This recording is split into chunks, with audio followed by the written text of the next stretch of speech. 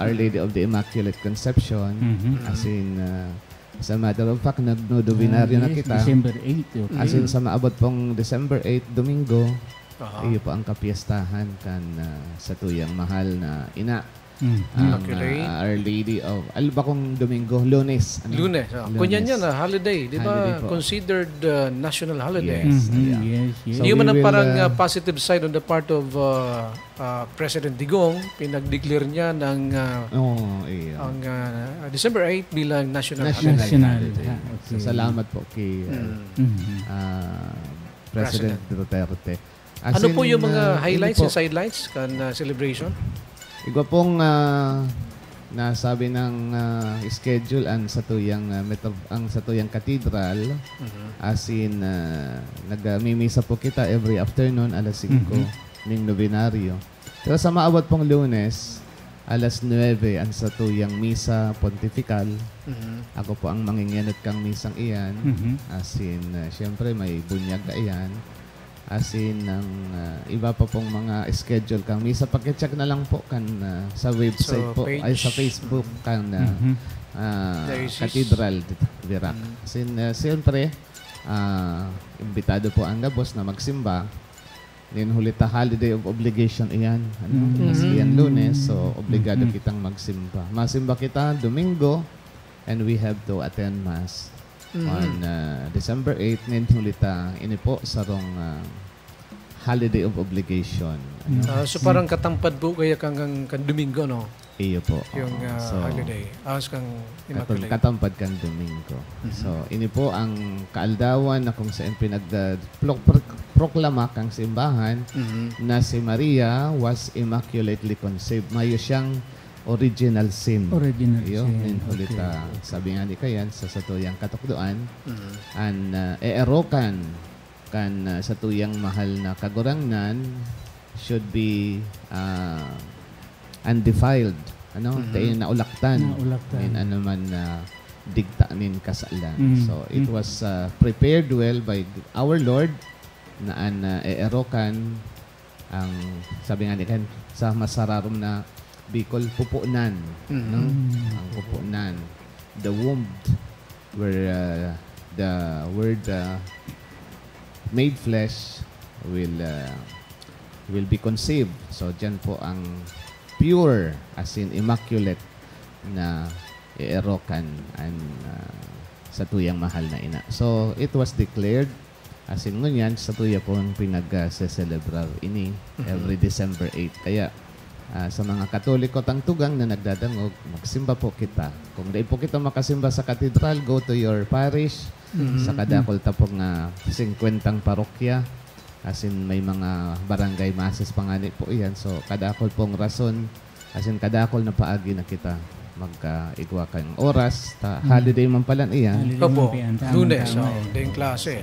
As in, ang greetings naman sa kapiestahan kang sa tuyang banwaan, ano nga niyang apod sa tuyang mo niyan sa selebrasyon kang kaaldawan ning Virac. Kaaldawan.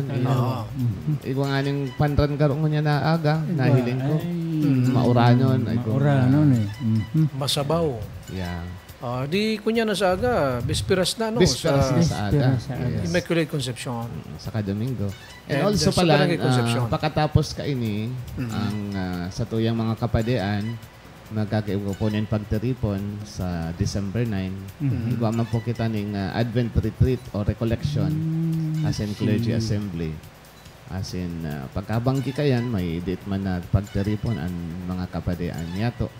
So, maski mauran, sana taunan sinda ng marahay na panahon na makaagi sa tuyang kadakol na mga tilis na mga agihan. Oo. No? So, pag-aro kayo ng talagang gauran, grabe ang landslide dyan Kasi ngunyan pala na aga, maghapon, si mga lay ministers kan diocese, mataripon po.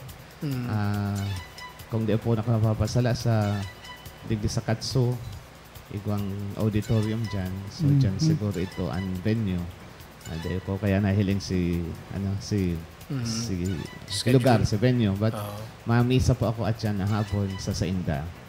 Sabi sa ko ni Father Mark Arcilia, igwaning 228 na participants ng mga Dako lay na, ministers. ng Satuyang Bilog Catanduanes? Diocese. Bilog ng Catanduanes. Iyo po. Very good. Pagtiripon. Yan po. Ika Sir Buddy, dahil ka mabali dyan sa lay minister. Depende sa sitwasyon. Imbataran ko ini kamo. Oh. Ang magiging pati dyan ta. Hiling-hiling mo ta sa schedule. Di ba, baka ang danger of garing kay Sir Buddy, baka para kaunon so. Usya. Alright. Actually, naugma kami ta sa West Garden Bishop. Gawa na kami dyan sa chapel and very active. And then, marina sa mga humilia ni Reverend Father Raymond Fajardo. Yan. Ayaw ka nga ni pala dyan sa Biga. Ay, yes, sir. Bago yan si Father Fajardo no, sa Biga. Alright, another one, yung ano po, Padre Bishop, yung di ba December 16, maumpisa na so. Ay, iyo po. So, ang Sibang gabi. sa tuya pong tradisyon, na dain na lang nga idig sa Pilipinas ginigibo, maski sa ibang nasyon.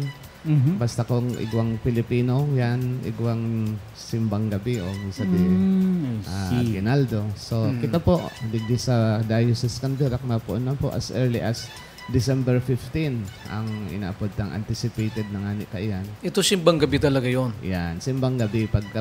Pagbanggi, alas 6 o alas 7, ninbanggi, simbang gabi. Ginigibot po ini, garon novenario ini. Pero it is in honor of Our Lady.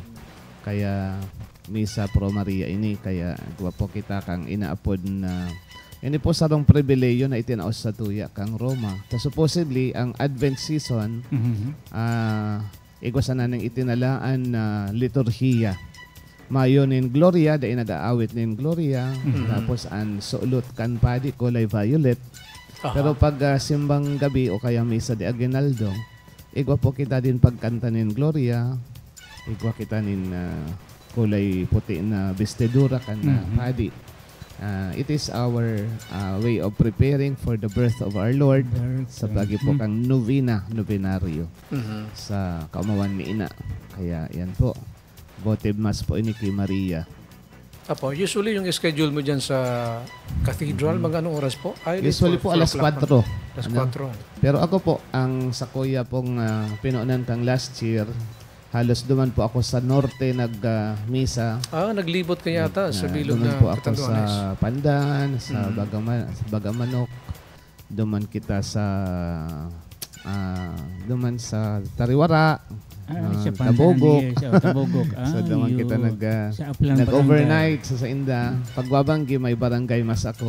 Then early morning, duman ako sa parokya mismo. Well, at least Bishop Louie, sa Pandan, igo ng Naisog Columbus Council. Ay, iyo. Diyan sa sentro and then duman sa Tariwara. Makusog duman ang Knights of Columbus. And actually, para mabuo ang sentro Naisog Columbus sa Pandan, pito kaming yaon digding Knights sa Birak. Ang transfer mo na para mabuo ito, Father Bishop. Congratulations. Kaya ang ngunyan nakaugmata, dawa kaming isuri na nakabali duman sa original na sa council sa Pandan. And I am very happy. Anyway, nandito pa rin ako sa Birak. I can still attend yung Knights of Columbus mga activity dito. Kaya lang depende sa mga activity medyo nakakakuan. Well, siguro magdo-double time na lang ako sa Knights of Columbus.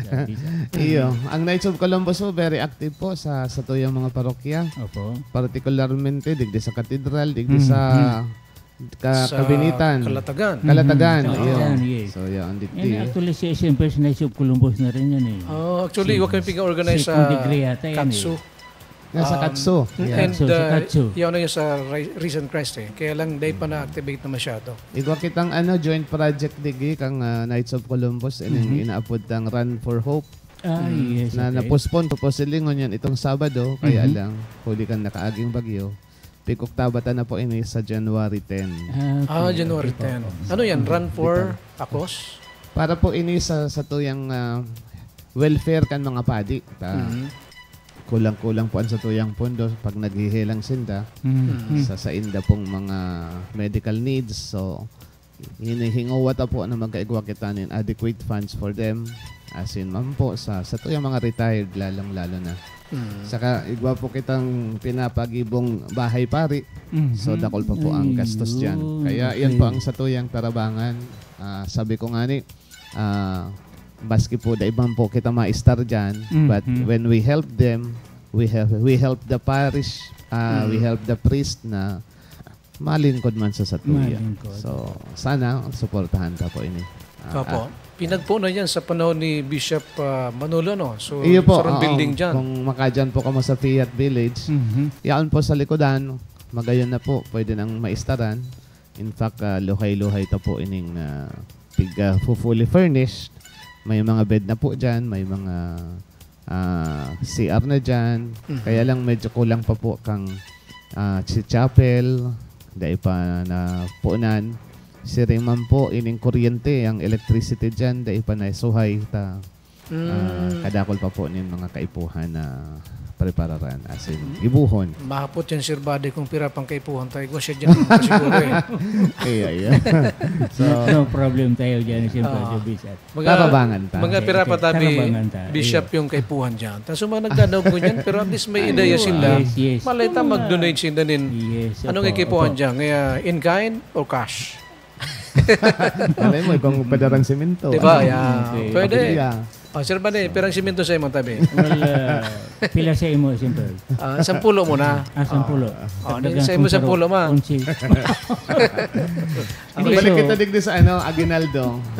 Sa Aguinaldo po. Okay po. Ang sakuyang schedule, tanganing maaraman ta sa satuyang mga dodorumanan, at least sa mga parokyang madodorumanan ta. Sa nataal daw po yan ako sa Gigmoto. Duman kita kay Father Gingging. Alas 4 rin maagahon. Pero pizza 15 kayan may barangay mas ako. Pag pizza 16 po, yan, Gigmoto 17 sa may Panikihan. Tapos po, pag pizza 18 naman ako sa Payo, sa Panganiban. Pag pizza 18, Payo. Then pag hapon naman po, digdi po ako sa Obo. Diyan kay Father Jason sa Patagan, Santa Elena Chapel. Then pag pizza 19 po, alas 5 ng hapon sa Cagraray, sa Bagong Bayan na parish kita.